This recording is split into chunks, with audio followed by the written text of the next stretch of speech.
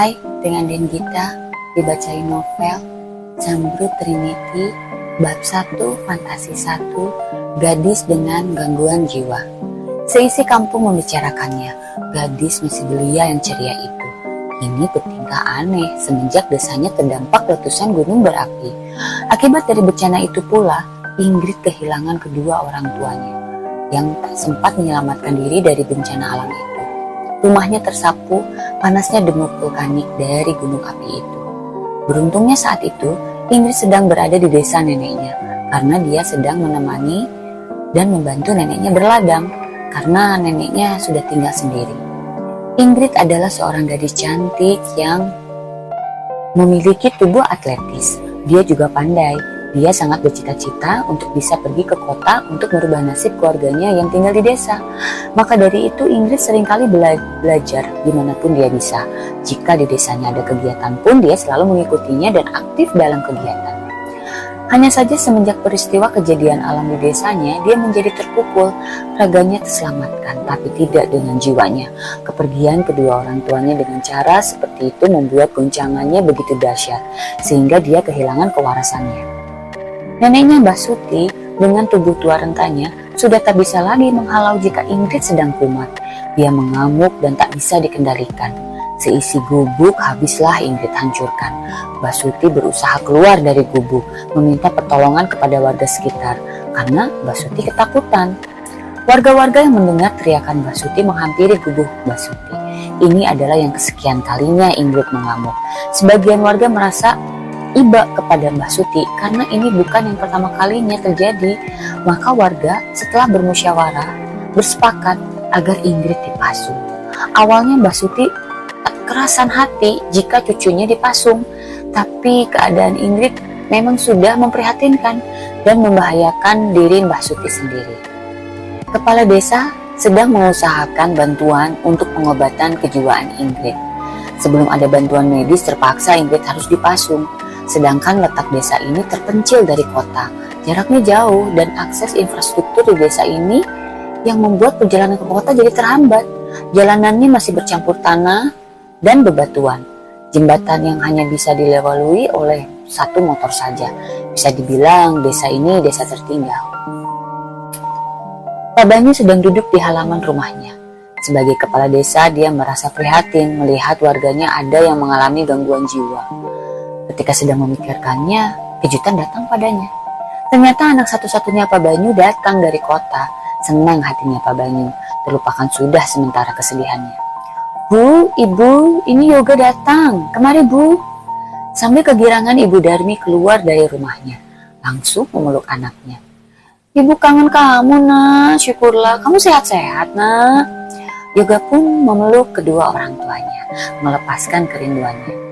Yoga memang tidak bisa mengabarin kepulangannya kepada orang tuanya, mengingat desa ini cukup terpencil dan jauh dari teknologi. Listrik pun baru masuk beberapa tahun yang lalu, itu pun karena ada beberapa mahasiswi yang sedang datang untuk KKN di desa ini.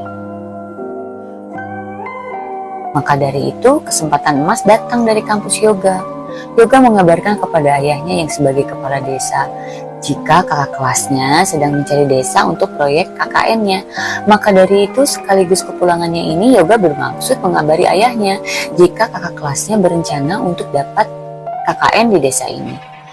Yoga dari Fakultas Kedokteran, jadi rencananya kakak kelasnya akan datang dengan program KKN dengan studi kesehatan, membantu berbagai macam bentuk fasilitas kesehatan untuk desa ini. Tentu saja Pak Banyu mengizinkannya. Yoga pun berterima kasih kepada ayahnya dan dia akan memberi kabar ini kepada kakak kelasnya. Yoga perlu pergi ke desa tetangganya yang jaraknya cukup jauh dari desanya, hanya untuk mendapatkan sinyal dari ponselnya. Ketika dia mendapatkan sinyal yang bagus, dia menekan salah satu kontak nama di ponselnya. Bang Faiz ya? Ini Yoga. Yoga sudah bicara dengan Bapak. Beliau mengizinkan Abang KKN di sini. Nanti kabari saja rencana kedatangan Abang dan kawan-kawan kapan tanggal pastinya. Mendengar hal tersebut, Faiz sangat gembira. Wah, terima kasih Dek. Nanti Abang kabar-kabari dulu kawan-kawan. Kalau sudah menentukan tanggal, nanti Abang kabari ya. Sekarang Abang berunding dulu. Yoga menjawab, oke Bang. Planning KKN Grup Faiz terdiri dari 9 orang yang akan masuk ke desa dan terbagi menjadi 3 kelompok. Kelompok 1 bertugas keliling warga desa untuk mendata kesehatan para lansia. Kelompok kedua memaksimalkan fasilitas puskesmas yang sudah ada. Dan kelompok ketiga berkeliling untuk mendata warga yang sedang hamil dan memiliki balita. Kedatangan para mahasiswa yang akan KKN ini disambut baik oleh Pak Banyu. Kebetulan Yoga tidak bisa menemani karena dia harus segera kembali ke kota untuk mengikuti perkuliahannya. Kelompok 1 terdiri dari Faiz, Hilman, dan Yusril. Mereka bertugas mendata lansia dan mengecek kesehatan mereka. Kelompok kedua, Mira, Ajeng, dan Anto mengecek fasilitas puskesmas. Sedangkan kelompok ketiga, Anita, Wulan, dan Diana mendata ibu-ibu hamil dan balita di desa itu. Pak Banyu menempatkan mereka di 2 rumah. Untuk para mahasiswa putra, mereka tinggal di rumah kosong yang sudah dibersihkan. Sedangkan mahasiswi putri tinggal di rumah Pak Banyu dan Ibu Darmi. Semuanya berjalan lancar untuk minggu pertama kehadiran mereka di desa itu. Rencananya mereka akan tinggal selama 60 hari di desa itu. Masuk ke dalam minggu ketiga, Faiz melewati rumah Mbak Suti untuk kembali memeriksa kesehatan Mbak Suti. Ini kedatangannya yang ketiga kali semenjak Faiz, Hilman, dan Yusril mendata lansia di desa itu. Tapi sebelumnya mereka tidak mengetahui jika Mbak Suti tinggal dengan seseorang. Mereka pikir Mbak Suti tinggal sendirian. Tapi kedengarannya ada orang lain yang tinggal di rumah Mbak Suti. "Mbah, sedang ada tamu?" Mbak Suti menjawab, "Oh, itu cucu Mbah di kamar belakang." Hilman berkata, "Oh, si Mbah tinggal dengan cucunya toh Mbah." Tiba-tiba terdengar keributan dari kamar belakang rumah Mbak Suti. Ingrid yang membuat keributan itu mewujudkan mereka bertiga. "Mbah, cucunya kenapa Mbah?" tanya Faiz. Belum sempat Mbak Suti menjawab, Faiz dan teman-temannya menghampiri kamar belakang. Karena keributannya semakin menjadi-jadi, Hilman membuka pintu kamar itu dan betapa terkejutnya ketika Faiz, Hilman, dan Yusril melihat seseorang di dalam kamar itu terpasung dan kelihatannya tidak dalam keadaan baik. Melihat Ingrid terpasung, Faiz bertanya kepada Mbak Suti, mengapa cucunya dipasung seperti itu. Mbak Suti pun menceritakan sambil menangis, "Cucu Mbah ini suka ngamuk. Kalau sudah mengamuk, Mbak sudah tidak bisa nanganin."